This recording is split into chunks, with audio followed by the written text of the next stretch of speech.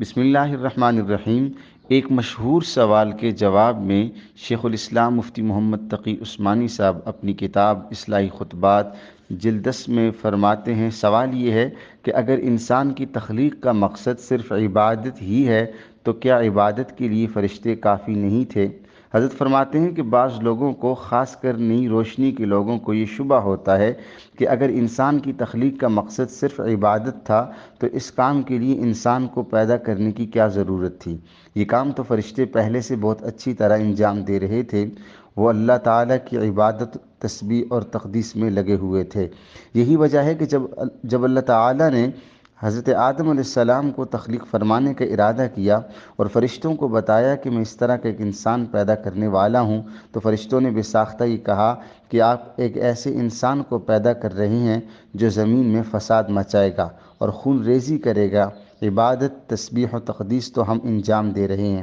اسی طرح آج بھی اعتراض کرنے والے یہ اعتراض کر رہے ہیں کہ اگر انسان کی تخلیق کا مقصد صرف عبادت ہوتا ہے تو اس کے لیے انسان کو پیدا کرنے کی ضرورت نہیں تھی، یہ کام تو فرشتے پہلے ہی انجام دے رہے تھے۔ حضرت فرماتے ہیں بے شک اللہ تعالیٰ کے فرشتے اللہ تعالیٰ کی عبادت کر رہے تھے، لیکن ان کی عبادت مختلف نوعیت کی تھی، اور انسان کے سپرد جو عبادت کی گئی وہ بالکل مختلف نوعیت کی تھی۔ اس لیے فرشتے جو عبادت کر رہے تھے ان کے مزاج میں اس کے خلاف کرنے کا امکان ہی نہ تھا۔ وہ اگر چاہیں کہ عبادت نہ کریں تو ان کے اندر عبادت چھوڑنے کی صلاحیت نہیں۔ اللہ تعالیٰ نے ان کے اندر سے گناہ کرنے کا امکان ہی ختم فرما دیا، اور نہ انہیں بھوک لگتی ہے، نہ ان کو پیاس لگتی ہے، نہ ان کے اندر شہوانی تقاضا پیدا ہوتا ہے، حتیٰ کہ ان کے دل میں گناہ کا وسوسہ بھی نہیں گزرتا۔ گناہ کی خواہش اور گناہ پر اقدام تو دور کی بات ہے۔ اس لیے اللہ تعالیٰ نے ان کی عبادت پر کوئی اجر و ثواب بھی نہیں رکھا، کیونکہ اگر فرشتے گناہ نہیں کر رہے ہیں تو اس میں ان کو کوئی کمال نہیں ہے، اور جب کوئی کمال نہیں ہے تو پھر جنت والا اجر و ثواب بھی مرتب نہیں ہوگا۔ مثلاً ایک شخص بینائی سے محروم ہے، جس کی وجہ سے ساری عمر اس نے نہ کبھی فلم دیکھی، نہ کبھی ٹی وی دیکھا، اور نہ کبھی غیر محرم پر نگاہ ڈالی۔ بتائیے کہ ان گناہوں کے نہ کرنے میں اس کا کیا کمال ظاہر ہوا؟ اس لیے کہ اس کے اندر گناہوں کے کرنے کی صلاحیت ہی نہیں تھی۔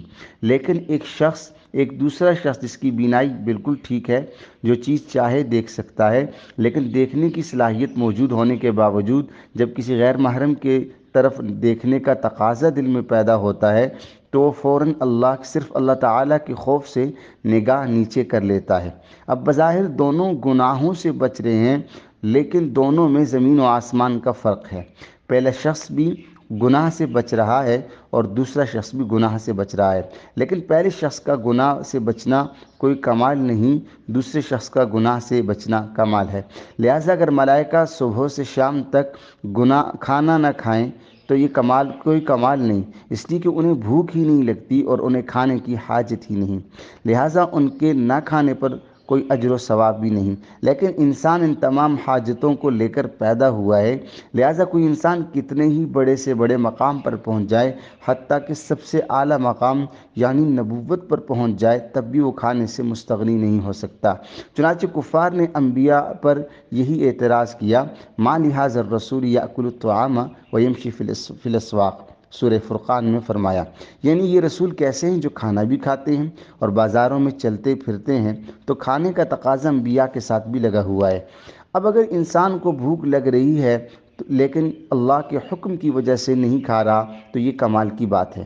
اس لیے اللہ تعالیٰ نے فرشتوں سے فرمایا، میں ایک ایسی مخلوق پیدا کر رہا ہوں جس کو بھوک بھی لگے گی، پیاس بھی لگے گی، اور اس کے اندر شہوانی تقاضے بھی پیدا ہوں گے، اور گناہ کرنے کے داعیے بھی ان کے اندر پیدا ہوں گے۔ لیکن جب گناہ کا داعیہ پیدا ہوگا اس وقت وہ مجھے یاد کر لے گا، اور مجھے یاد کر کے اپنے نفس کو اس گناہ سے بچا لے گا۔ اس کی یہ عبادت اور گناہ سے بچنا ہمارے ہاں قدر و قیمت رکھتا ہے، اور جس کا اجر و ثواب اور بدلہ دینے کے لیے ہم نے ایسی جنت تیار کر رکھی ہے جس کی صفت عرضها السماوات والارض ہے۔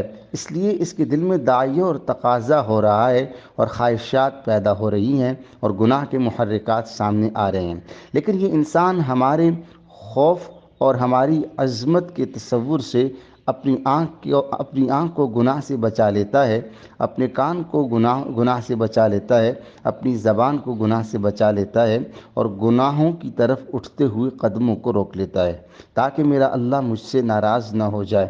یہ عبادت فرشتوں کے بس میں نہیں تھی، اور اس عبادت کے لیے انسان کو پیدا کیا گیا۔